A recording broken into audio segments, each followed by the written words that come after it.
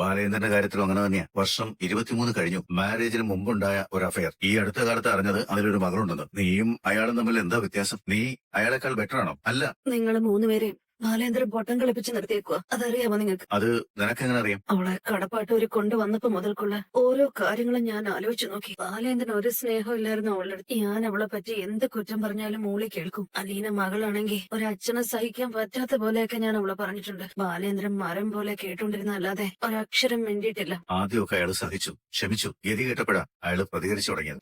അതൊക്കെ ഒരു പെണ്ണിന് മനസ്സിലാവും ഗംഗേട്ടാ. അതൊക്കെ തിരിച്ചറിയാനുള്ള കഴിവ് പെണ്ണിന് ദൈവം ജന്മനാ കൊടുത്തിട്ട്. ബാലേന്ദ്രന്റെ മകളല്ലെങ്കിൽ പിന്നെ ആരാ അലീന? അതും കൂടി പറ. അച്ഛ എന്നാണ് അവള് വിളിക്കുന്നത്. അച്ഛനും മോളും പോലെ തന്നെയാ അവള് പെരുമാറുന്നത്. അതൊക്കെ എല്ലാവരുടെയും കണ്ണിൽ പൊടിയിടാനുള്ള ഒരു തന്ത്രമല്ലേ ഗംഗേട്ടാ. വേണമെന്ന് വെച്ചാ എങ്ങനെ അഭിനയിക്കാൻ മേലാത്തെ? അപ്പോ അങ്ങനെയാണ് നിന്റെ വിശ്വാസം? അവര് അച്ഛനും മോളും അല്ല? അല്ല. എനിക്കിനി നിന്നോടൊന്നും പറയാനില്ല. വരുന്നത് എന്താണെന്ന് വെച്ചാൽ അനുഭവിക്കാം. എന്റെ കാര്യങ്ങളൊക്കെ ഞാൻ തീരുമാനിച്ചു വെച്ചിട്ടുണ്ട്. ഈ ഹോസ്പിറ്റലിൽ നിന്ന് ഇറങ്ങിയ എങ്ങോട്ട് പോണം, എങ്ങനെ ജീവിക്കണം, എല്ലാം ഒരു കാര്യം ഗംഗേട്ടൻ ഉറപ്പിച്ചു. അലീന താമസിക്കുന്ന വീട്ടിലായിരിക്കില്ല വൈജയന്തിയുടെ താമസം. ഭർത്താവ് നഷ്ടപ്പെട്ടാലും ശരി, മക്കളെ നഷ്ടപ്പെട്ടാലും ശരി, എന്റെ ജീവൻ നഷ്ടാലും ശരി.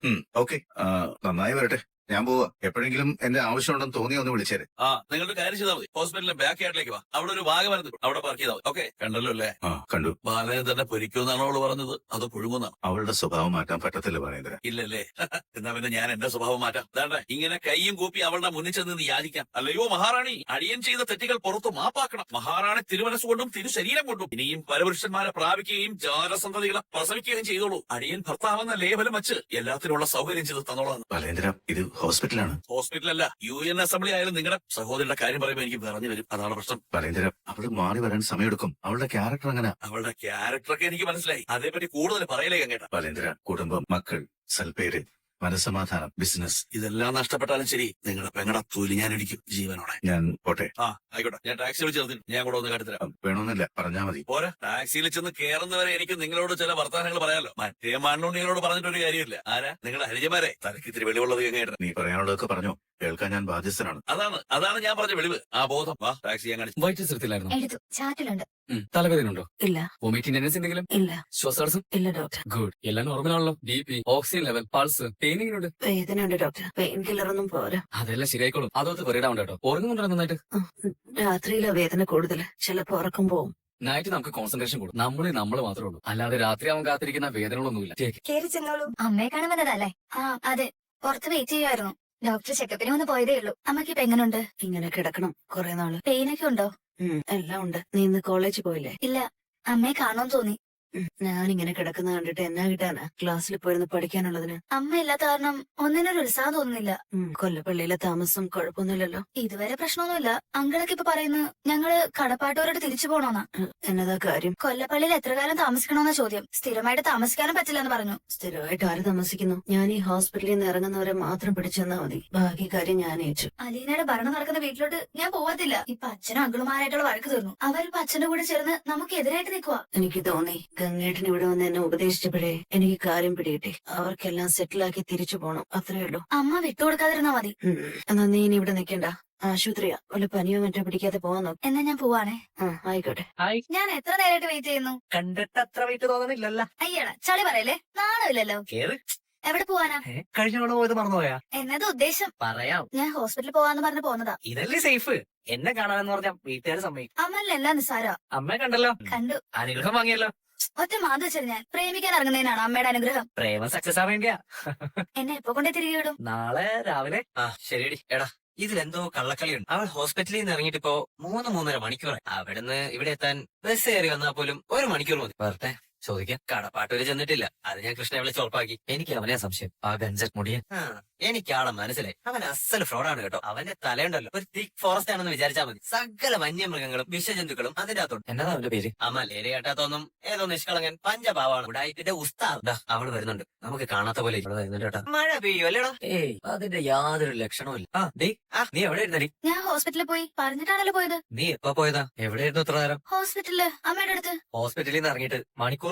4 മണിക്കൂറോ? ആര് പറഞ്ഞു? സത്യം പറഞ്ഞോ? നീ എവിടെയായിരുന്നു? ഞാനൊരു ഫ്രണ്ട് അടുത്ത് പോയതാ. ബോയ് ഫ്രണ്ട് ആണോ? അല്ല, എന്റെ ക്ലാസ്മേറ്റാ, സോന സുഭാഷ്. അവളുടെ ഫോൺ നമ്പർ പറ. ഹരിയേട്ടനെ ഞാൻ തരത്തില്ല. അതിനടി ഹരിയേട്ടൻ ആള് ശരിയല്ല, അതുകൊണ്ടാ. എന്നെ എനിക്ക് തന്നെ നീ പറഞ്ഞതെല്ലാം സത്യമാണെന്ന് വിളിച്ചു ചോദിക്കാൻ വേണ്ടിട്ടാ. ഞാൻ പറയുന്നത് അങ്ങ് വിശ്വസിച്ചാ മതി. എന്നെ ക്വസ്റ്റ്യൻ ചെയ്യണമെന്ന് വരണ്ട. നിങ്ങൾ എവിടെയെല്ലാം പോകുന്നു? ആരോടെങ്കിലും ചോദിച്ചിട്ടാണോ? തോന്നുമ്പോ അല്ലേ തിരിച്ചു വരുന്നത്? എടി ഞങ്ങൾ ആണുങ്ങളാ, അതുപോലെയല്ല നീ ഒരു പെണ്ണാ. എനിക്കറിയാം ഞാൻ പെണ്ണാണെന്ന്. എന്നെ ക്വസ്റ്റ്യൻ ചെയ്യാൻ യോഗ്യതയുള്ള 2 മാന്യമാര് റേപ്പിസ്റ്റുകൾ. എടി നമുക്ക് അവളുടെ കള്ളത്തരം പൊളിക്കണം. നീ ധൈര്യമായിട്ട് 4 പൊട്ടിക്കാൻ വേണം. റാസ്കൽ. എടി വരാൻ പറഞ്ഞിട്ട് വരുവാ, എന്നെ ഇത്ര അർജന്റ്. ഒന്ന് വാ. എന്തിനാ എന്നെ വിളിച്ചേ? നിന്നോടൊരു മാറ്റർ പറയാൻ വേണ്ടിയാ. ഞാൻ റൂമിലുണ്ടല്ലോ, എന്തിനാ ഫോണിൽ വിളിച്ചു വരാൻ പറയുന്നത്? എടി അവൾ അവിടെ ഇല്ലേ ബബിത, അവള് കേൾക്കാതിരിക്കാൻ വേണ്ടിയാ.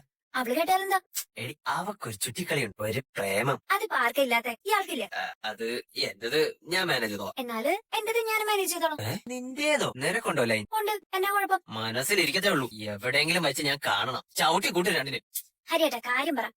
അവളുടെ പ്രേമത്തിനൊരു ലക്ഷണക്കേടും. അവൾ പ്രേമിക്കുന്ന പയ്യൻ ഇത്തിരി പെശക. അവൻ അവളെ മിസ്യൂസ് ചെയ്യുന്നുണ്ടോ എന്നൊരു സംശയം. ഹരിയേട്ടനെ പോലെ വല്ല തല്ലിപ്പൊളി തരികിടെ പാർട്ടി വരും. ഒരൊറ്റ ഇടി വെച്ചെന്നാളുണ്ടല്ലോ നിന്റെ മുക്കാമുണ്ടാക്കി. പിന്നെ നീ എഴുന്നേക്കണെങ്കിലേ എന്നോട് ചോദിക്കണം. അയ്യടാ ഭീഷണി. എടി അതല്ലടി, എടി അവനെ പിടിച്ച് 2 കൊടുത്ത് ബാൻ ചെയ്തില്ലെങ്കിൽ അവളുടെ ഭാവി നശിച്ചു. പരമപരിശുദ്ധനായ രാങ്ങള. ഏതോ ഒരു കൂട്ടുകാരന്റെ ഇരട്ട പേര് ഞാൻ കണ്ടു വാട്സപ്പില്. കോഴിക്കൊല്ലപ്പള്ളി. നിന്നോട് ആര് പറഞ്ഞു എന്റെ ഫോൺ എടുത്ത് നോക്കാൻ? ഞാൻ ഇയാളുടെ വാട്സപ്പ് ഒന്നും നോക്കൊന്നുമില്ല. ഇയാള് സോഫയിൽ ചാരിക്കിടന്ന് വാട്സപ്പ് നോക്കിയപ്പോ ഞാൻ പുറകെ വന്ന് നിന്നേ ഉള്ളൂ. താങ്കൾ വാട്സപ്പിൽ മുഴുകിയിരുന്നോണ്ട് എന്നെ കണ്ടില്ല. അതെന്റെ കുറ്റമല്ല. അപ്പോ ഞാൻ പറഞ്ഞാൽ മനസ്സിലായോ? അവനുമായിട്ട് അവളുടെ അടുത്ത മീറ്റിംഗ് എന്നാണെന്ന് എവിടെ വെച്ചാണ് ഒന്ന് ചോദിച്ചു മനസ്സിലാകണം. എന്നിട്ട് എന്തിനാ? മര്യാദയ്ക്ക് പ്രേമിച്ചോട്ടെ, പക്ഷെ ഒരുപാട് ചുറ്റിക്കളി വേണ്ട. എത്രയും പെട്ടെന്ന് ഒരു ആൻസർ എനിക്ക് കിട്ടും. ആ ഞാനൊന്ന് ട്രൈ ചെയ്ത് നോക്കാം. നീ നോക്കിയാൽ സാധിക്കൂടി. ആ നോക്കാന്ന്. അതെ, എന്റെ നെറ്റ് തീർന്നു. ഒന്ന് റീചാർജ് ചെയ്യണം. എടി നിന്റെ ഫോണിലെ നെറ്റ് എല്ലാ ദിവസവും തീരും. തീർന്നു. റീചാർജ് ചെയ്ത് തരാൻ പറ്റുമോ? ശരി. ഇതെന്തുവാടി, നീ ഫോണിൽ തന്നെയാണല്ലോ. ആരോടാ ചാറ്റിങ്? അതൊക്കെയുണ്ട്. ക്ലാസ്മേറ്റ് ആണോ? അല്ല ബെസ്റ്റിയാ? നോ പറയടി. നിനക്കുണ്ടോ ആരെങ്കിലും? എനിക്കുണ്ട് ഒരു കൊരങ്ങൻ. അതെന്നാടി? ഹൈപ്പർ ആക്റ്റീവാ. ചിലപ്പോ എടുത്ത് കെഞ്ചിലിടാൻ തോന്നും. സൂര്യൻ തരത്തില്ലെന്ന്. ബുദ്ധിമുട്ടാണ് മെയിൻറ്റെയിൻ ചെയ്യാൻ. വഴക്കിടാനാണെങ്കിലും ആരെങ്കിലൊക്കെ വേണ്ടേ? അതുകൊണ്ട് മാത്രം കണ്ടിന്യൂ ചെയ്യുന്നു. നിന്റെ അക്ഷര അമൽ തേനീച്ച് അടങ്ങിയിരിക്കുന്ന പോലെ മുടിയുള്ളതാ. കോളേജ് സ്റ്റുഡന്റ് ആണോ? അല്ലെന്നേ, ഫ്രൂട്ട് സ്റ്റാളാ. അവന് ജോലിയൊന്നും ആയിട്ടില്ല. ആളെങ്ങനെയാ? സിമ്പിൾ ആണോ? കുഴപ്പമൊന്നുമില്ല. എന്തൊക്കെയോ കഴിവുകളുണ്ട്. ആർക്കിടെക്റ്റാ. ഈ വീടുകളുടെയൊക്കെ പ്ലാൻ വരയ്ക്കുന്ന. ജോലിയില്ലാത്തവരെ കയറി പ്രേമിക്കരുത്. ജോലിയില്ലാത്തവനെ കല്യാണം കഴിക്കാതിരുന്ന പോലെ. 2 മുടി ഒരു വെള്ളത്തിൽ പോണ്ട. അതല്ലേ നല്ലത്. ജോലിയും പ്രേമവും അതൊക്കെ നോക്കി ഒരാൾ ഇഷ്ടപ്പെടാൻ പറ്റൂടി. ഫസ്റ്റ് സൈറ്റില് നമുക്ക് ഇതൊന്നും അറിയാൻ പറ്റത്തില്ല. അവനാണെങ്കിൽ എന്തൊക്കെയോ സംഭവം ഭാവിക്കുകയും ചെയ്യും. നീ അഡിക്റ്റ് ആയോ? അഡിക്ഷൻ ഒന്നുമില്ല. ഇല്ലേ? അവൻ പറ്റിച്ചിട്ട് പോയാലോ? No problem. കൊല്ലും ഞാൻ അവനെ. അപ്പൊ അഡിക്ഷൻ തന്നെ. ഞാനേ ഉണ്ടാവത്തുള്ളൂ അവസാനം വരെ. നിന്നെ കാണുകയും വേണ്ട, നീ എന്റെ അടുത്ത് നിൽക്കുകയും വേണ്ട. ഇങ്ങനൊന്നും പറയില്ലേ, എന്റെ അമ്മയല്ലേ. ആരോടി നിന്റെ അമ്മ? ആ വാക്ക് നീ മിണ്ടിപ്പോ. പ്ലീസ് അറിയാട്ടാ, ആരോട് പറയില്ലേ പ്ലീസ്.